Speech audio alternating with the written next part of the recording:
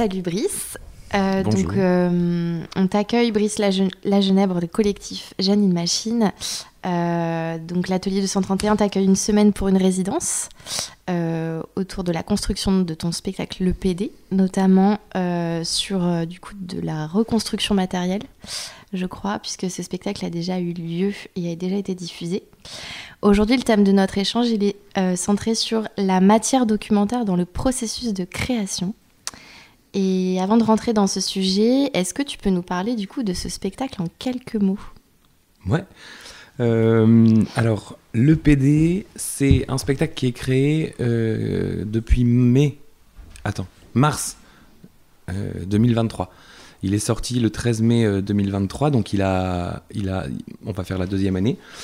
C'est un spectacle qui raconte l'histoire des luttes homosexuelles dans la deuxième partie du XXe siècle, donc des années 60 à aujourd'hui, en espace public, en déambulation, avec comme fil narratif le rapport au Pride, donc à la marche des fiertés, à l'événement qui a lieu tous les mois de juin, c'est-à-dire qu'on commence l'histoire au moment où il n'y en a pas, on se questionne de comment est-ce qu'elle arrive, et ensuite on se demande comment est-ce qu'elle évolue, jusqu'à aujourd'hui. Voilà. Donc comment est-ce qu'elle traverse le temps, et comment est-ce que elle devient d'abord, enfin elle naît d'abord comme étant un mouvement de révolte, pour se transformer en mouvement de lutte, pour se transformer en mouvement social pour avoir des droits pendant les années SIDA, pour être réapproprié, ou en tout cas pour traverser le capitalisme qui débarque et qui déplace cette Pride à un autre endroit, pour se questionner sur ce que c'est aujourd'hui. Voilà. Et du coup, ce schéma narratif-là nécessite l'espace public, puisqu'on part du principe que chaque déambulation est une manifestation historique, une Pride historique qu'on revisite. Et donc le public qui a invité à jouer les gens qui étaient là à ces Prides sont tour à tour des homosexuels clandestins dans les années 60, des militants de la CGT en 71 en France, des militants et des militantes d'ACT UP. Et puis voilà, tout au long du spectacle, le public joue un rôle juste en étant présent. Voilà. Et dans ton parcours artistique et aussi dans ton parcours personnel, quel a été le déclencheur qui t'a donné envie justement de t'atteler à ce spectacle ? Alors moi je travaille dans les arts de la rue depuis 15 ans et j'ai toujours fait du collectif. J'ai toujours travaillé en collectif ou en groupe, avec le groupe Tonne, et en collectif avec Marzouk Machine, dirigé par Saradoga Marzouk. Et j'avais envie de me frotter à l'exercice du solo, que j'avais jamais fait et que j'avais envie d'essayer.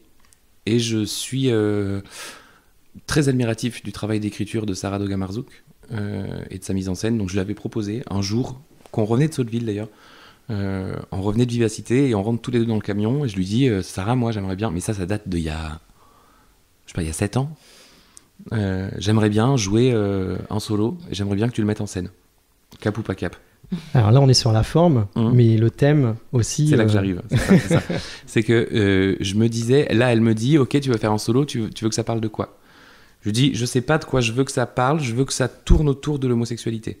Je savais pas si je voulais parler de l'homosexualité au sens philosophique du terme, ou si j'avais envie de parler de l'histoire homosexuelle, ou si j'avais envie de parler de culture homosexuelle, ou si j'avais envie de parler de mon histoire intime.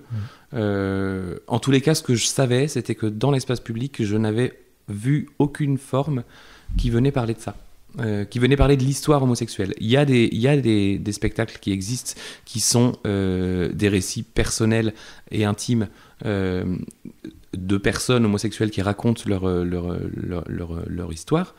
Mais il n'y avait rien qui venait raconter l'histoire homosexuelle avec deux grands H. Du coup, je me suis dit, ok, peut-être c'est ça qu'il faut raconter. Donc je suis parti en recherche, et c'est là qu'arrivent les recherches. Je suis parti en recherche, j'ai fait 2 ans de recherche avec cette création, Et je me suis rendu compte que j'étais pas militant. Ce qui est ok, hein, on a le droit de pas être militant. Et je me suis dit, mais c'est quoi la militance homosexuelle aujourd'hui en 2022 à l'époque Et du coup, je me suis rapproché de structures militantes homosexuelles lyonnaises, puisque j'habite à Lyon. C'est là que j'ai rencontré, tout un tas d'associations, desquelles je suis devenu bénévole. Et c'est surtout là que j'ai rencontré une structure qui s'appelle Mémoire minoritaire, qui est à Lyon. Enfin, plus exactement à... Non, si c'est à Lyon, c'est au Grand Zéro à Lyon, qui est un centre d'archives LGBTQIA+, et féministe, autonome. Il y en a plusieurs en France. Il y en a plusieurs en France. D'accord. Oui. Il y en a à Marseille, il y en a à Bordeaux, et il y en a de plus en plus. Et un des objectifs de Mémoire minoritaire, c'est de créer un projet parallèle qui s'appelle Big Data, qui vise à regrouper les différents centres d'archives en France, et aussi au Canada, et aussi en Belgique. Voilà. Okay. Et eux, leur objectif, c'est d'apporter les archives LGBT à qui veut, sans avoir besoin de prouver, d'avoir accès au fond des archives municipales ou départementales parce que tu fais un mémoire, parce que tu fais une thèse, parce que ça. Eux, ils veulent l'ouvrir à tout le monde. D'accord. Voilà. Et c'est là que je suis rentré dans l'histoire des luttes homosexuelles. Et c'est là que je me suis dit... En fait, c'est la complexité des luttes homosexuelles et c'est la complexité des rapports qu'ont eu les gens à l'intérieur des différentes structures militantes homosexuelles qui m'a fait écho avec les complexités des rapports qu'ont les gens dans les associations militantes aujourd'hui. Et je me suis dit, est-ce que ça a vraiment changé ? Est-ce que ça a vraiment bougé ? Et donc, je suis parti là-dessus. Je me suis dit, ok, ça m'intéresse. Okay. Je vais là-dessus. Et donc, on creuse, sauf que là, t'ouvres une porte qui est abyssale. C'est-à-dire que l'histoire qu'on raconte, elle est forcément subjective. Déjà parce qu'elle est racontée par moi, qui suis un homme blanc, homosexuel, cisgenre de classe moyenne. Donc déjà, je ne peux parler qu'en mon nom. Et aussi parce que les événements que je raconte dans cette histoire, on les a choisis. On ne raconte pas tout, parce qu'on ne peut pas raconter. Le spectacle fait déjà 2h15, et on ne peut pas tout raconter. Donc on a choisi ce qu'il fallait raconter. On a choisi parce qu'il fallait. On a choisi ce qu'on voulait raconter de cette histoire. Et donc, de fait, c'est forcément une histoire subjective. Donc c'est pas l'histoire des luttes homosexuelles, c'est une histoire des luttes homosexuelles, parce qu'il y en a plein, il y en a plusieurs. Et surtout, ce qui est important de noter, c'est que c'est une histoire des luttes homosexuelles, parce je parle de mon point de vue, qui est celui d'un homosexuel. C'est pas l'histoire des luttes LGBTQIA+. Alors après, évidemment, quand tu rentres dans l'histoire des luttes homosexuelles, tu ne peux pas ne pas voir que les droits qu'on a aujourd'hui et si on en est là aujourd'hui, c'est grâce à des personnes qui font partie de la communauté LGBTQIA+, qui ne sont pas forcément homosexuelles. Je pense aux personnes trans, je pense aux femmes, les luttes des femmes, le MLF qui est arrivé à aider les luttes homosexuelles. Elles ont essayé de se mettre ensemble et puis après elles ont dit « Ouh là là, non, ça marche pas trop, on va se séparer ». Enfin voilà. Et du coup, en fait, les luttes homosexuelles concernent tout le monde. Et c'est aussi en ça que ce spectacle n'est pas fait que pour les personnes homosexuelles, mais que finalement, elle touche quelque chose de collectif. Elle touche à l'histoire. Donc à partir du moment où tu touches à l'histoire, tu touches à tout le monde. Voilà. Du coup, ça nous fait une transition sur la matière documentaire qui t'a servi pour créer ce spectacle. Alors, c'est vrai que ce centre Mémoire minoritaire à Lyon, étant lyonnais, c'est vrai qu'en plus, c'est une belle porte d'entrée. À quel type de documents tu as eu accès ? Voilà, quel type d'archives tu as dû traiter? Parce que là pour le coup, ta matière devait être l'archive, je suppose. Alors, il y a plusieurs choses. Effectivement, il y a de l'archive. Alors après, dans l'archive de Mémoire minoritaire, il y a absolument de tout. Tout est archive. Du coup, il y a des fanzines, des magazines, parce que dans l'histoire des luttes homosexuelles, les magazines ont une place énorme. Des affiches et des tracts de soirées et d'événements. Et tout un tas de livres. Alors, c'est pas des livres les livres ne sont pas des archives en elles-mêmes, mais c'est des livres qui travaillent autour de la question de l'archive LGBT. Et notamment une Bible, le livre qui est devenu ma Bible. On parle de Bible là, le livre référence en tout cas. Okay. C'est un bouquin qui est un extrait l'essence d'une thèse d'un monsieur qui s'appelle Mathias Kéré. Et le livre s'appelle Quand le vent récolte la tapette. Ou Le vent récolte la tapette, Quand le vent récolte la tapette, je sais plus. D'accord. Et ça, c'est l'essence de son mémoire. Okay. Enfin, de sa thèse. Il en a fait 2. Okay. Et c'est concrètement, à ce moment-là, quand je rencontre son écriture, je sais de quoi je veux parler. Je sais que je veux parler des luttes homosexuelles, mais je sais pas de quand à quand. Je sais pas sous quel point de vue. Je sais pas. J'ai pas encore l'histoire des Pride. J'ai pas encore tout un tas de choses. Et lui m'a donné toutes les informations dont j'avais besoin. Donc ce livre, je l'ai lu, je pense 4 ou 5 fois, pour essayer d'analyser, de comprendre tout ce qu'il raconte. Je suis tombé sur sa thèse que j'ai lue. Voilà, c'est un outil, un outil référence. Mais il y a plein d'autres livres. Il y a un livre sur, parce que quand même, ça y est, là, je commence à m'emballer. Les luttes en fait, c'est ça. Quand tu vas dans une brocante, par exemple, tu vois. Quand tu vas dans une brocante, tu tombes sur une boîte. Dedans, il y a plein de photos. Tu sais pas de quand elles datent. 1900, 1920, 1930. Et là-dedans, tu vois que des photos hétérosexuelles. Tu vois que des couples hommes-femmes. Tu vois pas de couple d'hommes, tu vois pas de couple de femmes, tu vois un couple de femmes, tu vois pas de personnes trans, alors qu'elles existent, ces photos. Et donc, très souvent, dans l'histoire des archives LGBT, très souvent, et parce que ça date pas d'aujourd'hui, hein, le fonctionnement de l'archive LGBT, ça date depuis un moment, sauf que, comme ça ne se diffuse pas, à chaque fois que quelqu'un a l'idée de prendre des archives, il est obligé de recommencer à zéro. Alors qu'en fait, on a une histoire, elle doit être visibilisée, parce que ça participe au fait qu'on ne se sente pas visibilisé. Ouais. Puisque notre histoire, elle est collective, et que tout le monde devrait avoir accès à cette histoire, parce qu'elle fait partie du tronc commun, quoi. Et l'axe dramaturgique du spectacle, c'est quand même important de le signifier, c'est un départ en Pride. J'arrive au début du spectacle pour dire, voilà, on va partir en Pride, aujourd'hui... en Pride sauvage, c'est pas prévu, on n'a pas demandé à la préfecture. Est-ce que vous êtes chaude de partir en Pride sauvage? Oui, ok. Bon, est-ce que vous savez d'où ça vient? Après, je veux pas spoiler tout le spectacle, mais est-ce que vous savez d'où ça vient et se rendre compte que pas grand monde sait d'où ça vient. Et du coup, d'être obligé, avant de partir, de savoir pourquoi on l'a fait. C'est là qu'on part dans l'histoire. Okay. C'est notre porte d'entrée pour l'histoire. Et au fur et à mesure, on se laisse embarquer dans l'histoire qui avance. Et au fur et à mesure, les prides grossissent, comme je le disais tout à l'heure, avec le public qui joue à rejouer des manifestations passées. Du coup, c'est comme ça qu'on l'a fait, finalement, cette pride. Voilà. Après avoir à la fin, si on l'a fait vraiment ou si on l'a fait pas, ça, je ne le dis pas, mais en tous les cas, voilà. Donc l'axe dramaturgique, il est historique. Et il est chronologique ensuite. Il est chronologique, voilà. On parle de 69. C'est ça. Et ensuite, Et il existe par besoin de mémoire. Oui. C'est un des objectifs de ce spectacle, c'est faire devoir de mémoire. Pourquoi du coup tu parles des années 69 si effectivement il existe des archives avant et peut-être une histoire secrète qui n'a pas été encore vraiment... tu dis des photos des photos qui ne sont pas encore existantes, qui ne sont pas trouvables, mais qui existent, qui sont peut-être pas encore archivées, mais je ne sais pas à partir de quelle date à peu près les archives existent et dans ces lieux, et pourquoi tu as décidé, toi, de t'appuyer sur ce départ de date historique. D'abord parce que le spectacle qu'on a, il fait déjà 2h15, je ne pouvais pas tout raconter.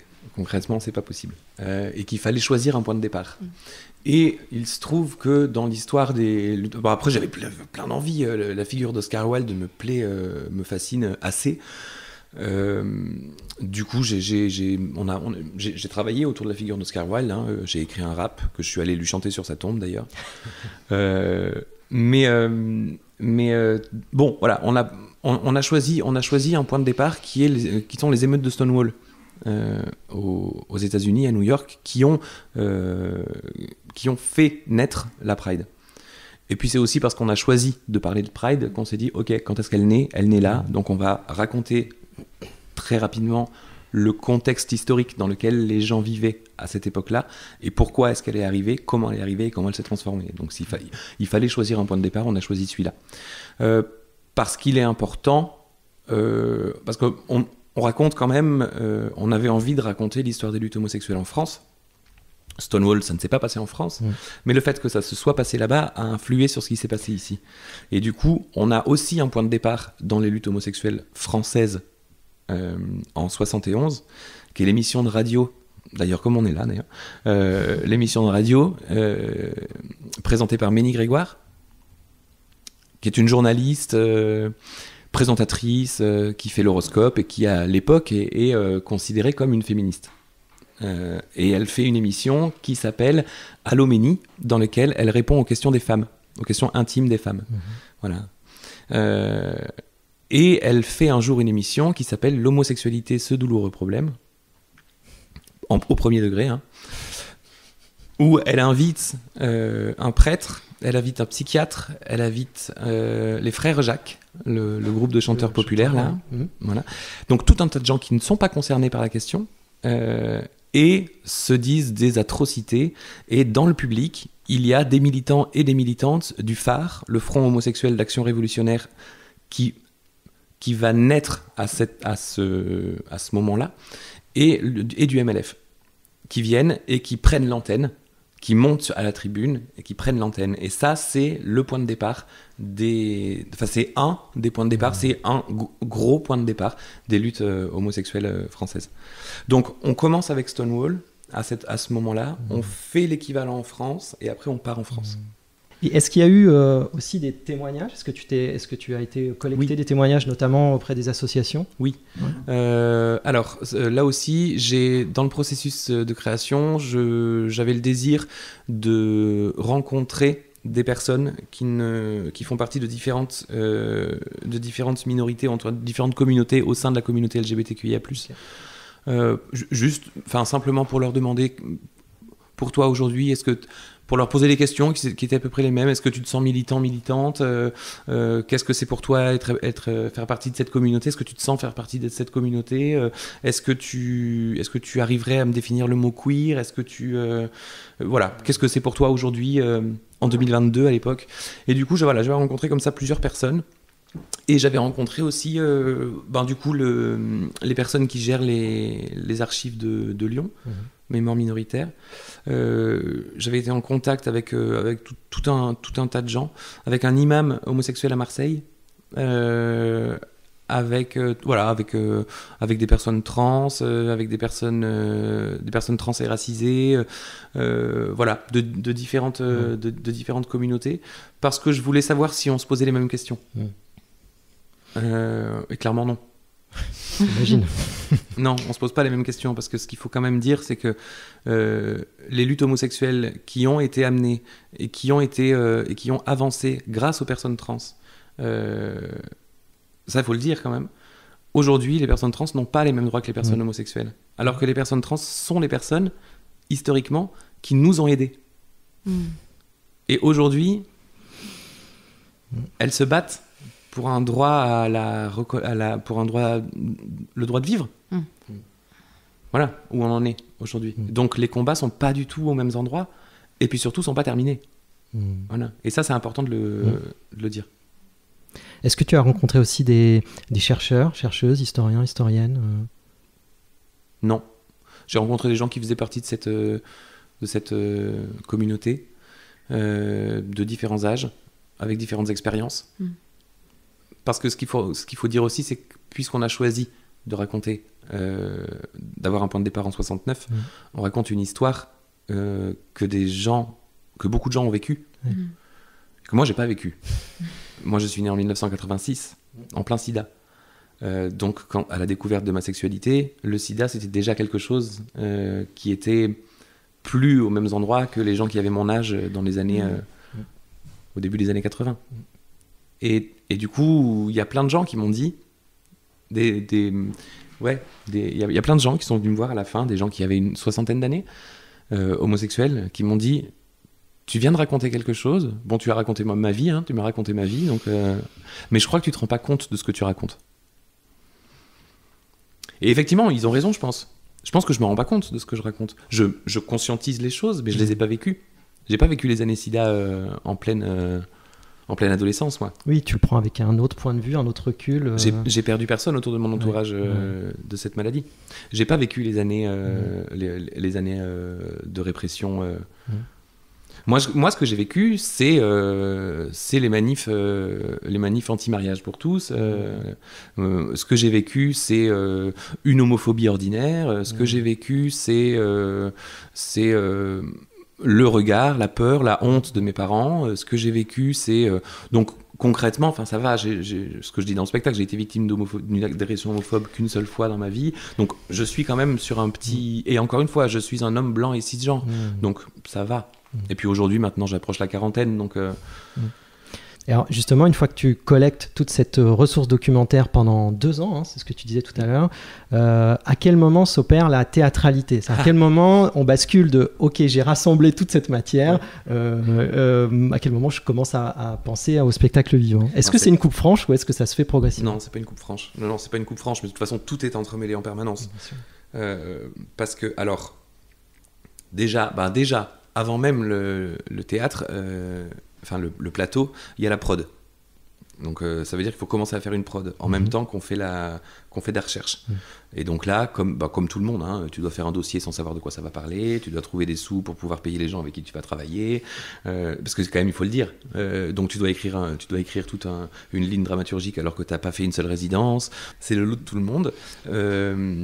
Et puis ensuite, donc, une fois que la production est arrivée, il y a eu la première résidence. Et là, ce qui est particulier avec cette création, c'est que je me suis entouré de Sarah et Marlène. Donc Sarah Doga-Marzouk, directrice artistique de la compagnie Marzouk Machine, et Marlène Serlupus, qui est comédienne pour la compagnie Marzouk Machine. Je leur ai demandé à toutes les deux d'être à 3 les auteurices de ce spectacle. Donc d'écrire ensemble ce spectacle. Donc ça veut dire que je ne me positionnais pas comme auteur, ou en tout cas si je me positionne comme auteur, je voulais qu'elle se positionne au même endroit que moi, d'écriture. Et j'ai demandé à Sarah d'assurer la mise en scène de ce spectacle, ce que je ne voulais pas faire, puisque je joue dedans, que je l'écris, et que je n'avais pas envie de me noyer dans... et que je gère la structure. Donc du coup, j'avais pas envie de... Voilà. Et Marlène assistait Sarah à la... Donc il y a un trio comme ça. Et du coup, les premières résidences, ça a été raconte-nous l'histoire que tu veux raconter, quoi. Qu'est-ce que tu veux raconter ? Et là, on a passé des impros et des impros et des impros où je leur ai raconté l'histoire des luttes homosexuelles, mais pour le coup, en partant de Adam et Ève. Et des impros qui duraient. Et puis elles essayaient de capter comment ça pouvait devenir théâtral. Et pas parce qu'il y en a plein des écueils avec des spectacles comme ça. C'est comment t'es pas didactique, comment tu fais pas une conférence, comment est-ce que tu rends ça théâtral, quoi. Et c'est là qu'on s'est dit, ok, en fait, on va avoir ce narrateur. On a choisi ce narrateur, Brice, un jeune homme blanc, 35 ans, cisgenre, voilà, homosexuel, de classe moyenne, donc moi, mais pas vraiment moi. Enfin bon, ça pourrait être, enfin c'est moi. Et ce Brice va rentrer en jeu, et donc va devenir lui aussi des figures, alors pionniers, ou des gens qui ont traversé des époques, et qui va devenir chef de file du public. Et donc on a théâtre parce qu'on a personnage, et parce qu'on a situation. Et là, on peut, à l'intérieur d'une situation donnée, claire, donner des infos pour raconter l'histoire. Voilà. C'est une des solutions qu'on a trouvées pour rendre cette histoire théâtrale. Avec des personnages qui ont réellement existé. Avec des personnages avec des situations qui ont réellement existé. Oui, aussi. alors oui et non. Je pense par exemple à... alors il y a beaucoup de personnages qui ont existé. Hein. On a Guy Hockenheim, on a Ménie Grégoire. Oui. On joue cette émission de radio. Et donc pour le coup, là, le public, il est à l'intérieur de l'émission de radio. Donc il y a Ménie Grégoire. Il y a un jeune homme, par exemple, au tout début, il y a un jeune Américain dans les années 60 qui découvre le Stonewall pour la première fois de sa vie. Et là, pour le coup, cette personne, on s'est pas inspiré de quelqu'un qui a déjà existé, mais cette personne a existé plusieurs fois. Plein de jeunes se sont retrouvés à aller dans cette grande ville avec l'espoir de l'Eldorado gay, ils appelaient ça comme ça, pour essayer de moins se sentir seul. Voilà. Après, on rencontre Guy Hockenheim, qui pour le coup est une figure historique co-créateur du phare, le Front homosexuel d'Action révolutionnaire. Et puis comme ça, on rencontre, voilà, il y a aussi, je pense à Clive Zvelé, qui a été président d'ACT UP en France, ACT UP France, pendant 2 ans, mort du sida. Et ensuite, par exemple, il y a Tata Mona. Alors, ce qu'on appelle, le personnage qu'on appelle Tata Mona, c'est une sœur de la perpétuelle indulgence. Donc les Sœurs de la Perpétuelle Indulgence, pour rappel, c'est une association, enfin une structure qui s'est créée en 79 aux États-Unis, puis qui est arrivée en France en 81, donc en plein sida, et qui viennent, et leur objectif à elles, c'est de faire du bruit, de se montrer, de ne pas avoir peur de choquer, pour récolter des fonds et pour aider la lutte contre le sida. Et Tata Mona, par exemple, n'a jamais existé. On a choisi son nom, on a choisi sa manière d'être, mais c'est une sœur de la Perpétuelle Indulgence qui, elle, existe, mais Tata Mona en elle-même n'a jamais existé. Voilà. Frigide Barjot débarque, à un moment donné, voilà. Et Brice tout le long. Et voilà, et comment tu as choisi ou comment ça s'est inséré ton histoire intime au milieu de cette grande histoire? Et oui, c'est ça. C'est là que c'est intéressant. C'est que parce que le fait de jouer des personnages en permanence, ça ne fait que mêler petite histoire et grande histoire. Et de toute façon, c'est ça qui est intéressant. Quand tu racontes un spectacle de la grande histoire, il faut mêler des petites histoires à l'intérieur, sinon c'est une conférence. Et du coup, pour mêler ces petites histoires-là, ce qui est intéressant, c'est que ce spectacle est devenu le prétexte à ma militance. Je suis entré en militance avec ce spectacle. C'est ma manière d'être militant que de faire ce spectacle aujourd'hui dans la rue. Parce que c'est, on pourrait y revenir tout à l'heure, mais c'est pas toujours facile de jouer le PD dans l'espace public. On va reparler tout à l'heure justement de l'aspect diffusion. Ouais, voilà. Mais en l'occurrence, là où c'est intéressant, c'est que en 1986, donc dans l'histoire qu'on raconte, en 1986, arrive Brice. Et donc je peux pas ne pas faire de lien entre ce que moi j'ai vécu, ce qu'on disait tout à l'heure. Qu'est-ce que j'ai vécu, qu'est-ce que j'ai pas vécu. Et du coup, comment le narrateur traverse ces histoires et comment le narrateur nous montre à voir ces histoires. Parce que moi, à cette époque-là, enfin je veux dire jusqu'en 2013, parce que c'est là que j'ai eu un déclic, c'est quand je suis tombé face à face avec la Manif pour tous. Mais avant ça, moi la militance, moi je vivais ma vie de jeune né dans les années 80, j'avais 20 ans, c'était l'amour, c'était peace and love, et puis je voyais pas, tout le monde devait s'aimer, je voyais pas pourquoi est-ce que ça posait de problème. Enfin, j'étais complètement loin, mais hyper loin des questions militantes, quoi. Et du coup c'est ça, c'est le spectacle en tout cas, c'est le prétexte à ma militance. Et effectivement, mon histoire à moi s'inscrit dans la grande histoire parce que le narrateur en parle et parce que lui-même arrive dans l'histoire qu'il est lui-même en train de raconter. Et du coup, si on reparle rapidement de justement la durée de tes recherches qui dure 2 ans, le point de départ, quel est le point d'arrivée, en tout cas au niveau de la trace contemporaine de l'histoire homosexuelle? Est-ce que du coup toi tu as resélectionné des faits actuels pour l'intégrer à ton spectacle? Comment tu traites l'aspect contemporain de cette historisation homosexuelle? Eh ben, alors, bon, je vais pas dévoiler la fin du spectacle, mais on a un nouveau personnage qui va arriver cette année. Parce qu'on est en écriture, hein, on évolue. On a un nouveau personnage. Mais en gros, on a à un moment donné, à la fin, un questionnement sur que reste-t-il des luttes aujourd'hui. Et oui, à la question, est-ce que tu utilises des choses qui se passent dans la vie? Oui, bien sûr. On parle de la Russie qui a interdit toute visibilisation LGBT. On va très certainement parler de notre Premier ministre. Qui quand même se dit être le Premier ministre homosexuel et qui nomme à son ministère que des homophobes. Bon. Voilà. On va parler de tout un tas de choses. Effectivement, tu peux pas faire l'impasse sur ce qui se passe aujourd'hui puisque c'est tellement frais, c'est tellement là que oui. Mais en un clin d'œil, sans forcément en faire tout un... Mais en tout cas, on a envie que le public sorte avec cette question de et qu'est-ce que je fais maintenant, tu vois, et avec une envie forte de partir en Pride, en sachant pourquoi, et en tout cas en se questionnant sur ok, bon, j'y vais, mais qu'est-ce que ça me fait à moi, pourquoi est-ce que j'y vais, que j'y vais pas juste avec mon tote bag arc-en-ciel parce que c'est cool. au tout début, tu parlais de déambulation, et effectivement, c'est une pride, c'est une lutte aussi, c'est une marche. Et c'est pareil, est-ce que cette forme de déambulation, elle est arrivée très tôt? Est-ce que tu savais... Je savais que je voulais faire une déambulation. Ouais, c'était une évidence.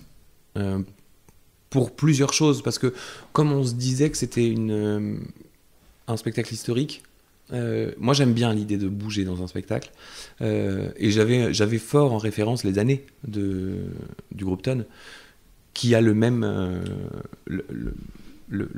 même portée, en tout cas dramaturgique au sens rapport avec l'espace, quoi. On avance dans l'espace comme on avance dans le temps.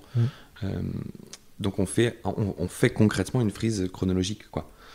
Donc on part des années 60 et on arrive aujourd'hui. Et ça, c'était pour moi une évidence, dès le début. Parce que j'aime le format déambulation, parce que j'aime faire avec ici, parce que j'aime traverser une ville. Et là, en l'occurrence, avec la Pride, on ne pouvait pas faire autrement que de bouger. Enfin, c'était une nécessité. Ouais. Alors, tout à l'heure, tu l'as évoqué, le fait de jouer ce thème-là dans l'espace public, c'est pas sans difficulté? Alors, non, c'est pas sans difficulté. Déjà pour moi, j'ai eu des grosses crises d'angoisse avec cette création, il faut quand même le dire. Sur, mais est-ce que je me mets pas en danger physique? Ma mère m'a dit elle-même, elle m'a dit, mais Brice, pourquoi est-ce que tu fais ça? C'est dangereux pour ta vie. Bon, est-ce que c'était... Bon, il ne s'est jamais rien passé de grave, touchons du bois. Mais je sens que l'accueil, en fonction des espaces, en fonction des lieux qui nous accueillent, est pas le même.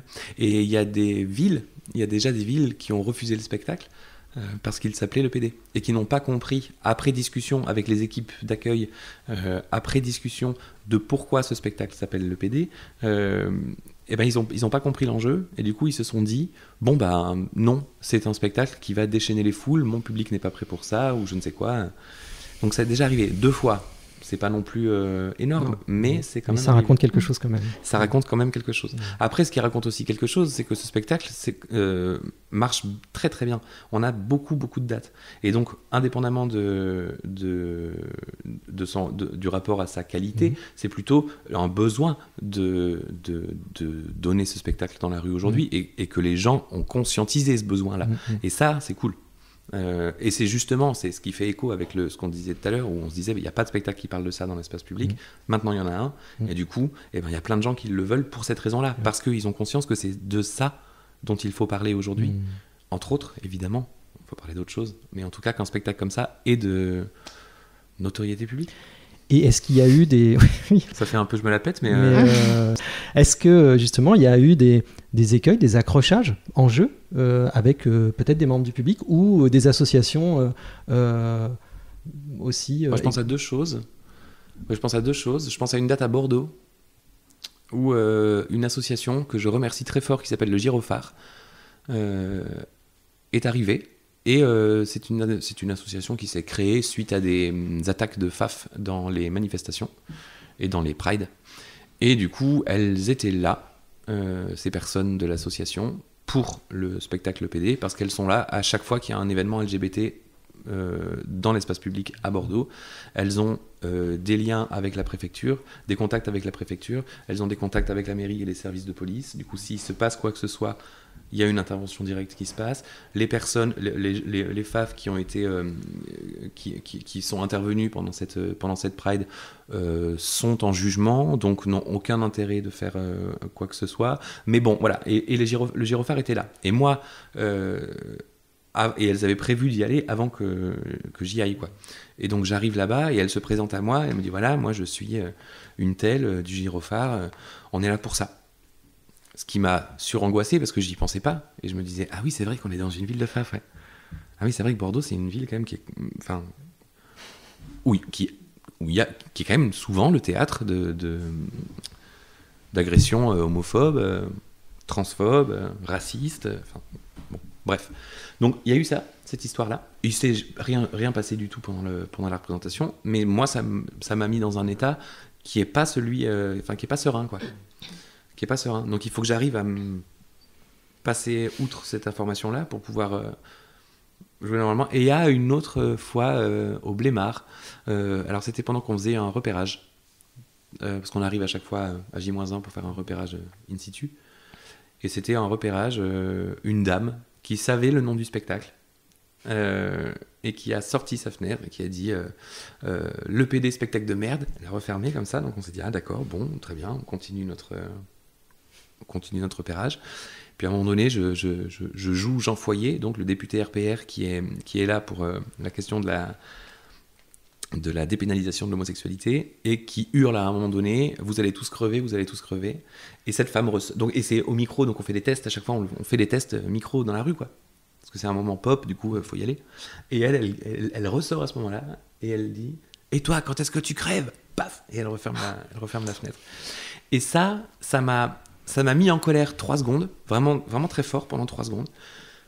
Et puis après, j'avoue que ça m'a plutôt fait rire en fait. Je me suis dit, ok, bon, allez, ça m'a pas révolté, enfin ça m'a pas réveillé quelque chose. Au contraire, ce que ça a réveillé chez moi, je dirais que c'est plutôt le besoin de faire ce spectacle ici. Me dire, ah ok, d'accord. Parce que c'est ça aussi qui est important avec ce spectacle, c'est que moi j'ai le désir de le jouer dans les festivals d'art de rue avec tout le confort que ça vient mettre en jeu. Qui est le public des arts de la rue aujourd'hui, ça c'est une question. Mais le sortir pour le jouer dans d'autres endroits, ça me plaît, ça me parle. Et donc aller intervenir auprès de publics différents, ça on l'a fait beaucoup pendant la création et c'était super. On a rencontré, d'ailleurs j'aimerais si ça peut diffuser l'information, il y a un groupe d'adolescents et d'adolescentes queer dans un lycée à Aubenas qui ont monté un club queer qui est un des rares clubs queer dans un établissement scolaire en France, parce que quand même, à la sortie du lycée, il y a quand même des Zemmouriens qui distribuent les tracts de Zemmour contre la visibilisation LGBT dans ce même lycée, qui contient un club queer, voilà, et avec qui on a monté un fanzine, pour le coup. Donc on revient à l'histoire. Ouais. Qu'on a appelé les durs à queer. Trop bien. Voilà. Et donc je voulais saluer ce petit groupe. Super. Et du coup, par rapport à la construction de la relation avec le public, donc comme tu l'as dit dans le spectacle, dans la déambulation, il joue le rôle de plusieurs personnages, plusieurs entités, en prenant le regard de différents points de vue, enfin par différents points de vue. Est-ce que tu as des retours de ce public sur, il y a un retour de ce public sur cette création? Quel est leur ressenti d'avoir traversé ça? Je suis super curieuse de savoir ça. On a plusieurs retours. Globalement, les retours sont bons. Sont positifs. Il y a plusieurs moments, alors après ça dépend de quel moment on parle, mais quand on fait le die-in avec Act Up et que tout le monde se couche dans la rue, mais là je raconte tout le spectacle, on le diffusera une fois que tu l'auras joué. Et qu'on sort le nombre des morts du sida en 2023. Les gens conscientisent quelque chose qu'ils n'avaient peut-être pas conscientisé avant. Quand les gens sont pleins de joie à chanter une chanson féministe du MLF dans la rue avec un panneau géant de MLF, que les femmes sont mises devant dans le cortège, que les hommes sont mis derrière dans le cortège, ça peut poser problème à des personnes trans par exemple, qui du coup sont mal à l'aise avec cette question-là, ou des personnes non binaires qui seraient mal à l'aise avec cette question-là. Donc ça c'est un retour qu'on a qui est pas positif, quoi, qui est plutôt ça m'a mis moi en difficulté, ce que je comprends complètement, et du coup on travaille sur comment est-ce que tout le monde puisse se sentir bien, et puis surtout conscientiser que à ce moment-là, on est à une époque donnée, dans une histoire donnée, époque à laquelle ces questions n'existaient pas. On se posait pas la question. Voilà, époque à laquelle ces questions n'existaient pas, et c'est bien pour ça qu'on le met en jeu, c'est pour pouvoir le diffuser cette information-là. À l'époque, les non-binaires n'existaient pas. Évidemment qu'il y avait des personnes non-binaires, mais le terme n'existait pas. Voilà, et donc effectivement ces femmes, quand ces femmes se retrouvent là à chanter en chœur, il y a des moments où les gens se sentent pareil. Bon, il y a un des moments pas du spectacle, c'est quand même le moment sida, on va pas se mentir, les gens qui ont traversé ces époques-là revivent des choses avec... D'ailleurs c'est la même chose qu'avec les années, ça fait vraiment ça. Les têtes blanches qui voient le spectacle me disent tu m'as fait revivre ma vie en fait, j'ai revécu ma vie à travers ton spectacle, et qui sont chargés et qui me disent aussi si j'avais vu un spectacle comme ça à l'âge où j'étais adolescent, oh là là, ça m'aurait... Et moi-même, si j'avais vu un spectacle comme ça adolescent, ma vie aurait pas du tout été la même. C'est clair et net. C'est clair et net.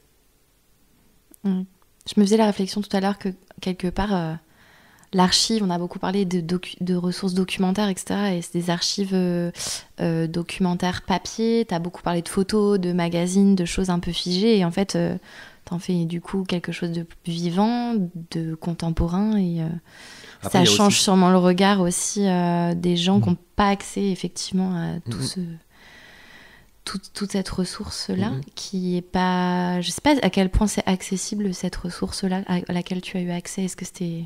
Ah oui, c'est hyper accessible. On peut y aller. Ah oui, c'est ouvert à tous 2 jours par semaine. Ils font des événements régulièrement. D'accord. Oui, il y a des soirées, il y a des lectures poétiques, il y a des concerts. Et puis les archives, elles sont accessibles à qui veut 2 fois par semaine. Donc il y a des gens qui sont là en permanence. Il y a des archives qui rentrent en permanence. Mais effectivement, c'est pas le même processus que d'aller chercher les ressources Non. et de le voir vivant dans la rue et d'y participer. Et... Ah bah oui, c'est sûr. Voilà, il y en a accès quand même. C'est sûr. Non, oui, c'est ça. Il y avait nécessité de visibiliser cette histoire-là. Est-ce que tu laisses des ressources au public à la fin, des ouvrages ou... Oui. Alors je sais que sur le site internet, vous mettez aussi quelques frises, quelques documents ressources, justement. Oui. Eh ben oui, à la fin, on distribue ce qu'on appelle les petits PD. Donc c'est un petit papier sur lequel d'un côté il y a la frise chronologique qui retrace les événements dont on parle dans le spectacle, donc qu'on a choisi encore une fois. Et de l'autre côté, il y a toute une liste de bibliographes, une bibliographie, une filmographie, et la liste des associations amis qui nous ont aidés à la création de ce spectacle. Et donc, Mémoire minoritaire en fait partie. Et évidemment, Mathias Quéré, avec le spectacle, en fait partie aussi. Avec son livre, pardon. Oui. Je crois qu'on va pouvoir conclure. Je peux rajouter mais non, bien sûr, oui, si t'as envie de dire évidemment. quelque chose. Oui, c'est qu'en fait, on parle de collectif Janine Machine, mais pour l'instant, j'ai juste parlé de Sarah et Marlène, mais en fait, il y a plein d'autres gens. Oui, alors je t'en prie. Oui, vas-y. Il y a aussi, donc Sarah et Marlène, elles ont écrit le spectacle, mais il y a aussi Céline Bertin, qui est régisseuse sur le plateau. Elle est à Vue et elle est aussi partenaire de jeu. Et c'est un sacré appui. On appelle ça un solo en binôme. Voilà. Donc on est quand même très complices et je pouvais pas. Enfin, j'avais envie de la nommer. Et aussi Esther Elias à la diffusion et à la production. Et aussi, j'aime beaucoup ce que vous faites à la production déléguée. Voilà. Et évidemment, toutes les autres personnes. Là, il y a Marie Bernardin qui est avec nous dans la grande halle pour travailler les décorations, la déco et les banderoles d'archives. Enfin, les banderoles. Oui, c'est ça, qui reprennent les banderoles qu'on a vues sur les photos, quoi. Voilà. Ok, super. Merci Brice pour cette conversation enregistrée à l'atelier 231 dans le centre de ressources. En tout cas, si vous souhaitez plus d'informations sur le collectif Janine Machine, j'imagine que vous avez un site internet sur lequel on peut retrouver des éléments sur ta création, les dates aussi à venir. Ouais, c'est ça. Et puis aussi, vous pouvez vous rendre sur notre base de données en ligne qui vient de sortir sur le site internet de l'atelier 231 où effectivement du coup on fait trace de toutes les compagnies qui viennent chez nous et qui sont en processus de création. À très bientôt. Merci Brice. Merci.